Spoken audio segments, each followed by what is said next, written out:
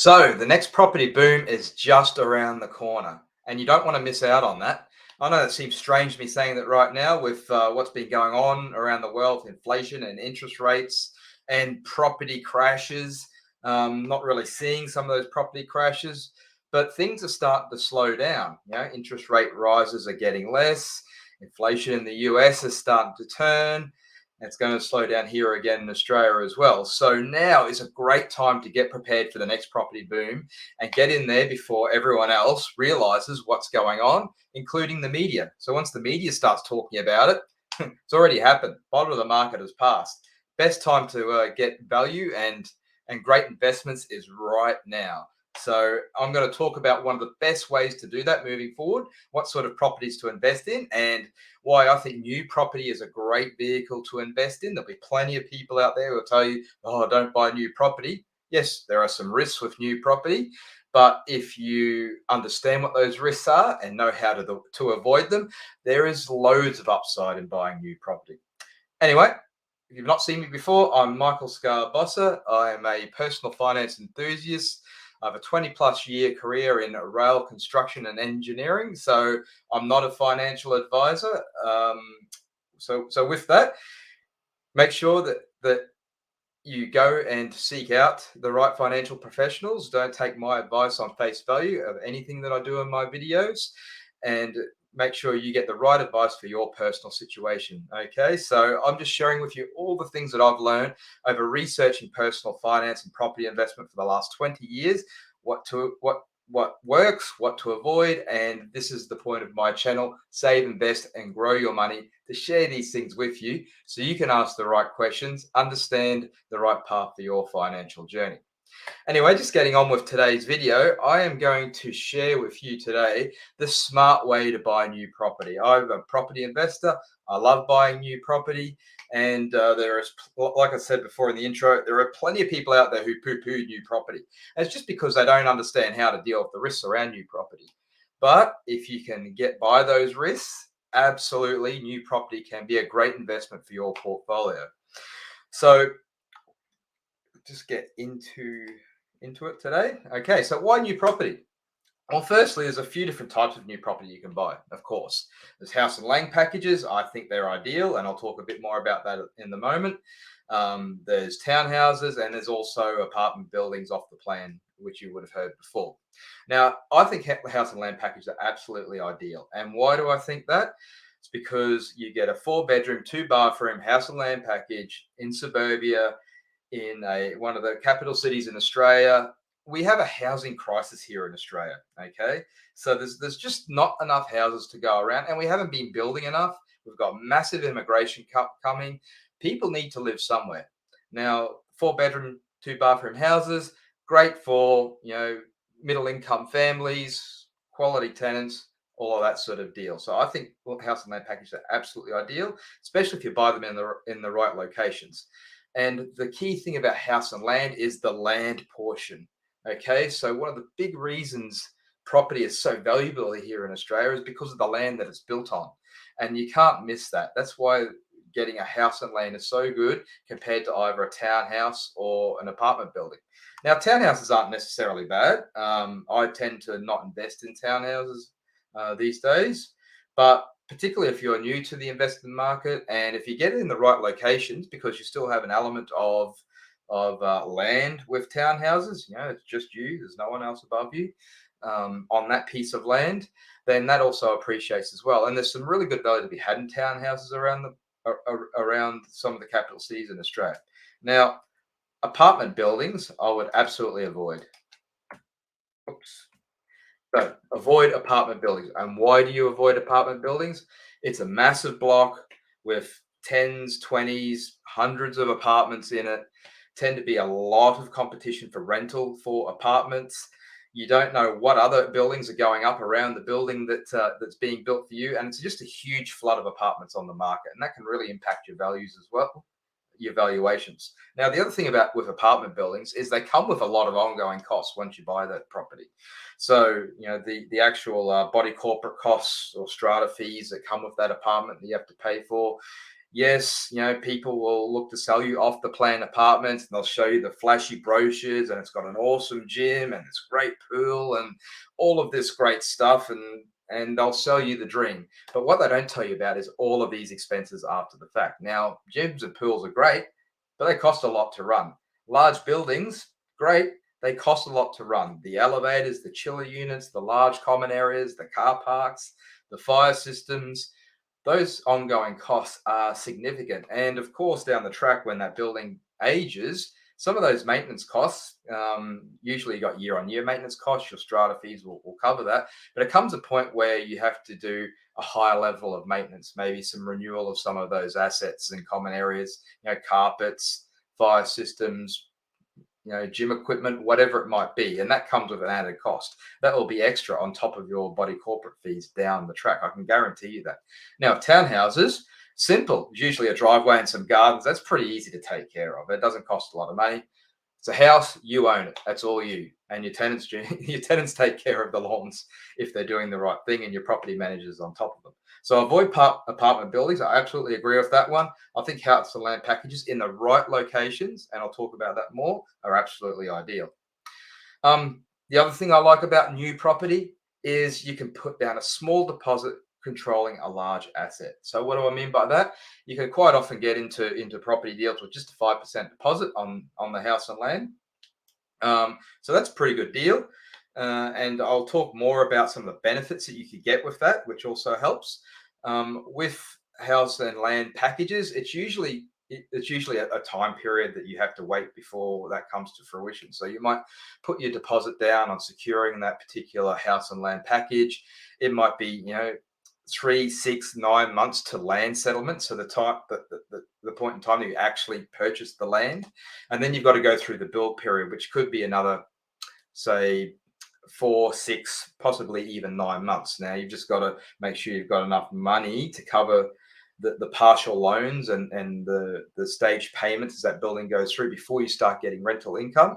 But beyond that, there's great benefits to be had.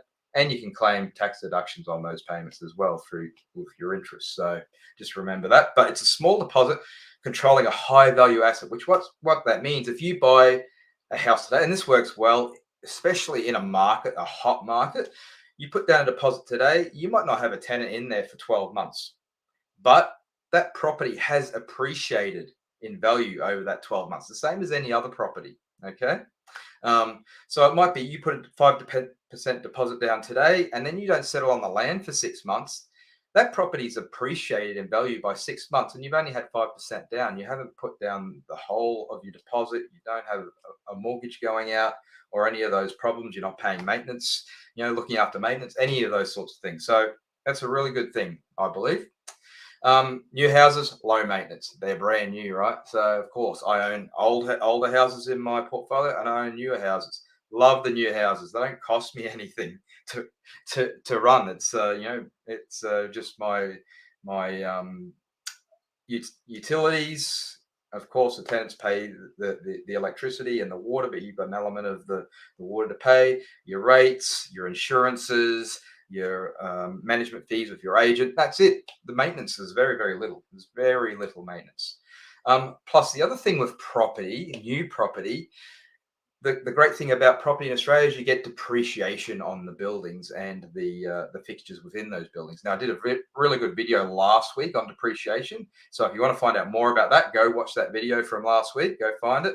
But with new property, you get the full whack of the depreciation schedule. And now that's a non-expense deduction, a non-cash deduction. So you don't have to put money down to claim that deduction. That's a deduction that you get.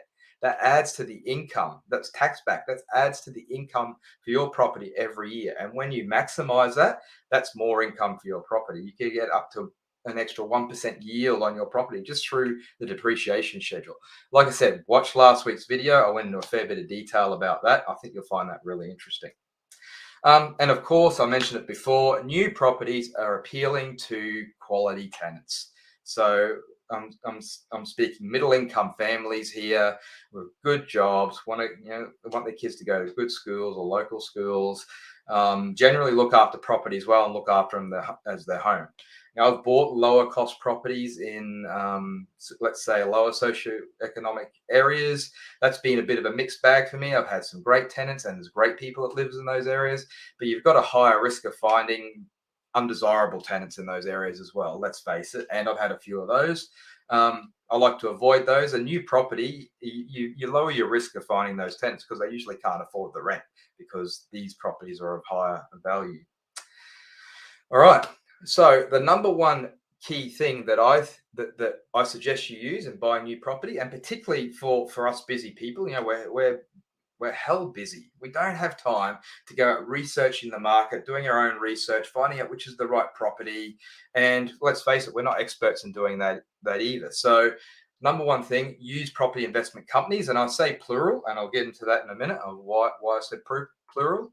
But first and foremost, when you're looking at using a property investment company, make sure they're impartial. Okay, so there are a lot of property investment companies out there which are really just a company masquerading for the developer that's developing that land and building those houses. Okay, so all they are is a front for them to flog their stuff, basically. Um, so you've got to be careful about that because it doesn't matter what research they do, they're just going to find a way to make their development look good. So you want to find the property investment companies who don't have aren't attached to a developer or just a couple of developers. They're impartial. They're actually doing the proper research. They have large research departments to make sure they're finding the best properties for you that are going to rent well, have good rental growth in the future, and great capital growth. You want to get properties in areas that are going to beat the market growth, outstrip the average of the market, the median price, because that's how you get ahead in property through that capital growth. Absolutely. Other good thing about reputable property investment companies, they will really sit down and talk to you about what's your strategy, why you're investing, what are you trying to achieve, and make sure that you set up a strategy that suits what you're trying to achieve, what your end game is. So you're not just blindly just investing in houses. There's a reason why, and there's probably a number you want to get to, and you want to use that to generate and build wealth for passive income in the future. That should be the strategy. That should be the strategy they're offering you, and they will help you understand what you need to do to achieve that. Now, they're very, very good at doing this. Doing it on your own, well, you can. You can go and search on YouTube and try and work it out for yourself. But these guys, they just bring it, and they do a really good job of it. Okay, they are research experts. So the companies I deal with, they have large research departments, and they are going through multiple factors. We're talking 20, 30 factors. They've got lots of analysts who are looking at the market, looking at different areas, looking at how they grow, what's going on around it. So it'll be all the classic things that they should be actually looking out for, that they're around any of the developments that they're looking at. So things like near great transport links, where it be busways, railways, maybe there's new railways coming through the area, upgrades to railways and those sorts of stations, highway developments, great transport links. That's always great for people, because especially if they're working in the middle of big cities, number one thing is transport links. It's great living near a train station. I live near a train station. I find it absolutely invaluable. Um, Large employment centres, so there may be universities, hospitals, things like that. Maybe there is a large commercial areas not so far away, so that puts pressure on the value and demand for your property.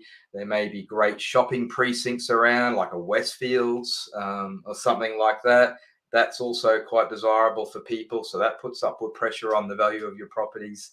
There could be great amenities around, so there could be national parks nearby, or it's a newer area, so they may be developing new shopping centres, new schools that is desirable to be in. These are all some of the things that they take into consideration, and they're looking at all these areas, all these different developments, and going, okay, what's going to be the best for our clients? And the other big thing as well is, with developments, when they're developing large areas of land, is you don't want to be right out on the edge of a major city where there's just nothing beyond that, and there's plenty of land for developers to develop because they'll just keep going. You're looking for those areas that have got constraints around that land. So maybe they're already near like a center that's on the edge of a capital city. There's already a bit of a commercial center there.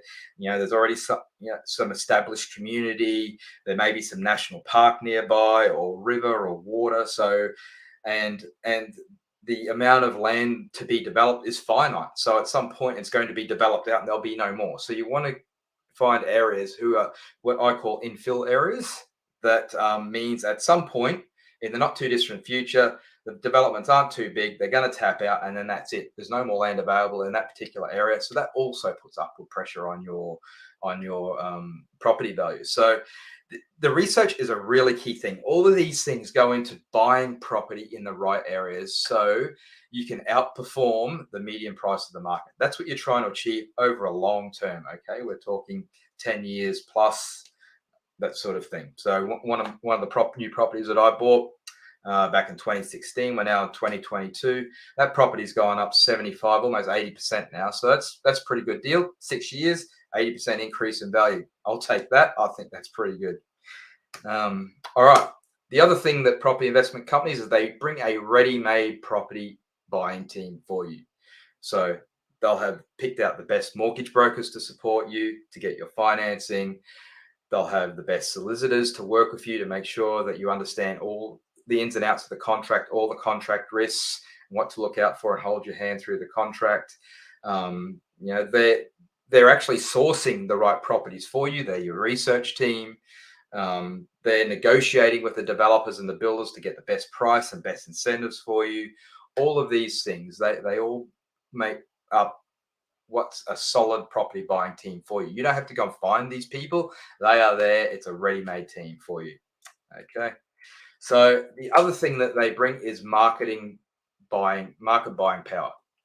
So you just imagine you're just going to go down and knock on the developer's display home and go in there and buy a house on your own, compared to, hey, I represent a property investment company. I'm after 10 houses in this development, and I actually have hundreds of people looking to buy houses.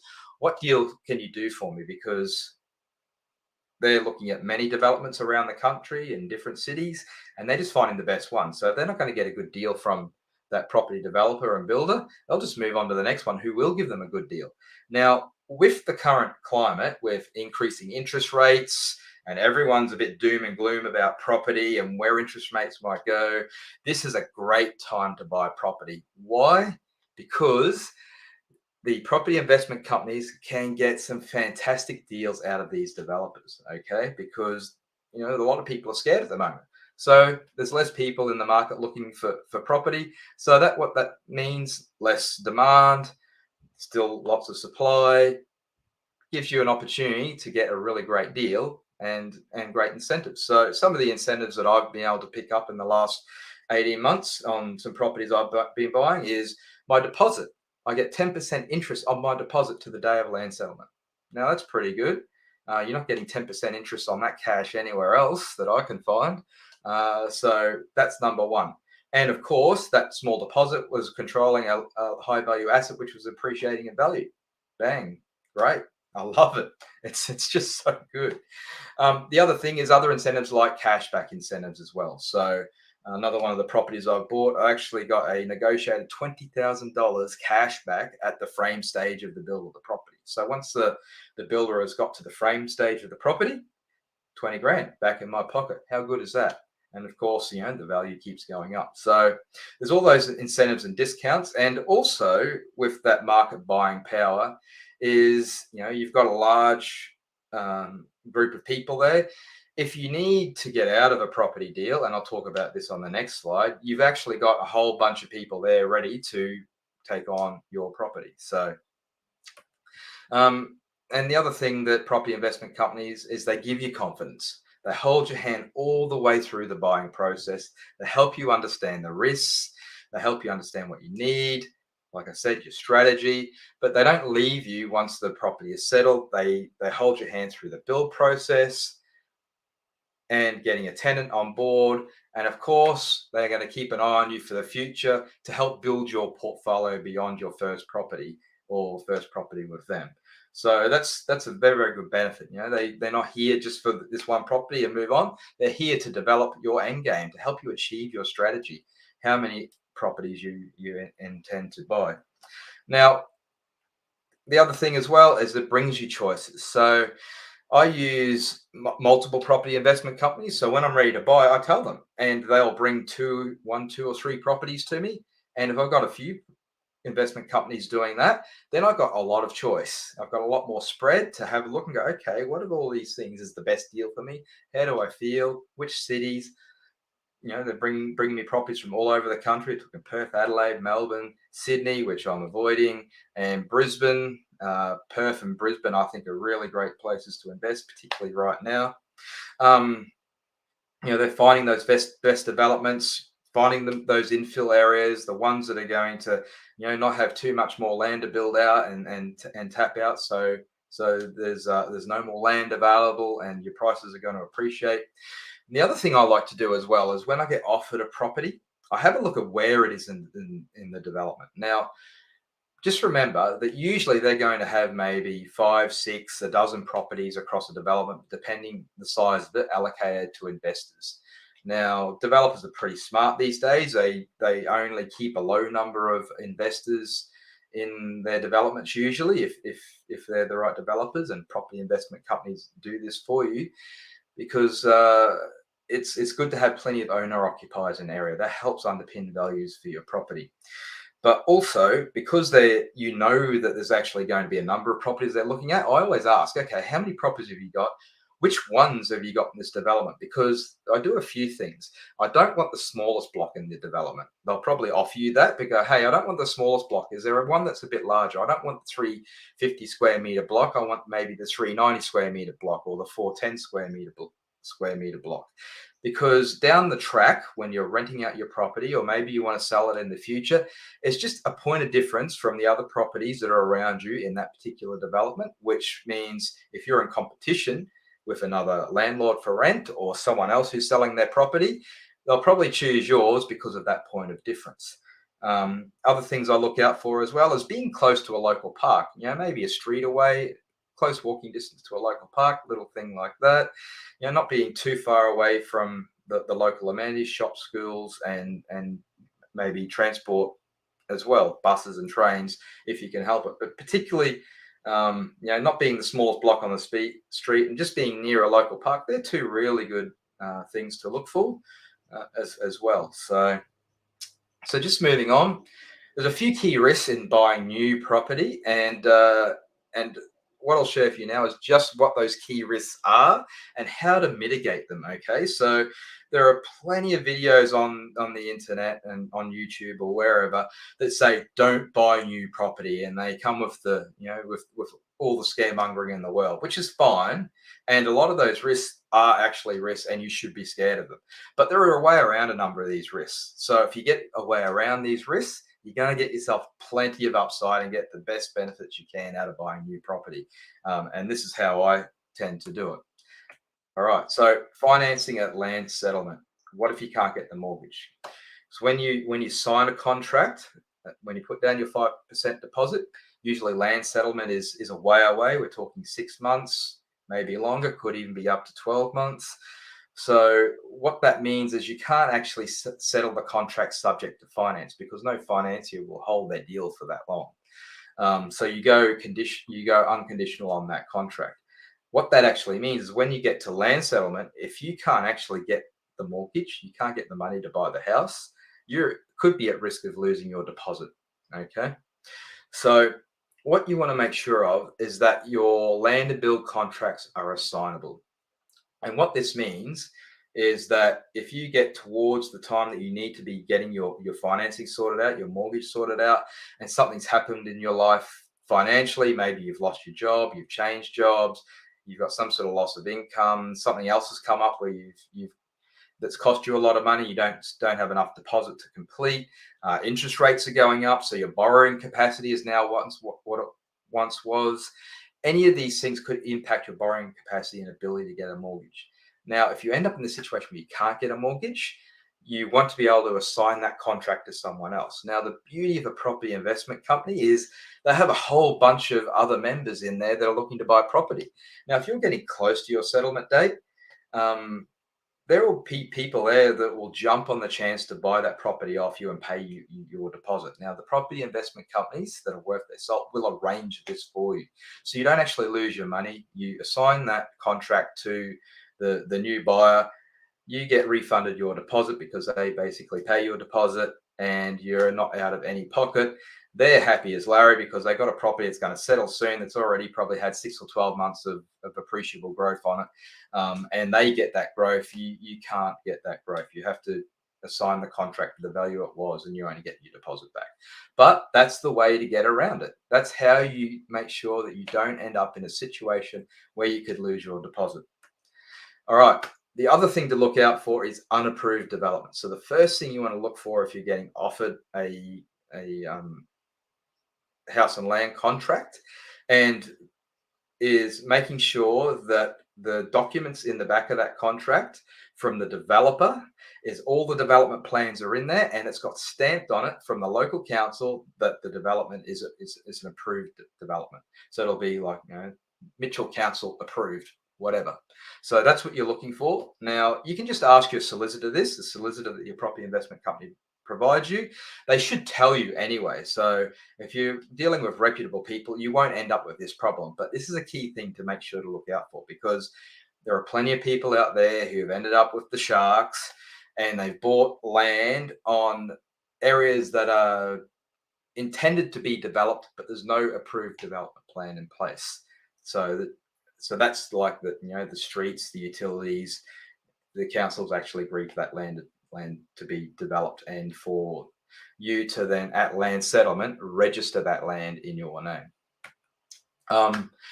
Another common question I hear is, what if I can't rent my house? Well, if you're using like I said, if you're using the right companies and you're buying in the right areas, rental's not going to be a problem. We have a housing shortage here in Australia. If you buy in the right areas, you're easily going to rent your property. I'm seeing rents going up even before I've built my properties, which is fantastic. But the other thing that they will offer you is a rental guarantee as well. So it's normally not quite what you can achieve in the market, but at least gives you some peace of mind. I've never actually had to use one because I've always rented my properties really easily. And that should be the thing, that, yep, it's there, gives you some peace of mind, but you should never actually need it. And that's not going to be a problem. But they should be offering you at least a rental guarantee, but you're buying in the great areas, you won't need it. And the other thing as well, we've had a lot of problems with supply chains here in Australia in recent times.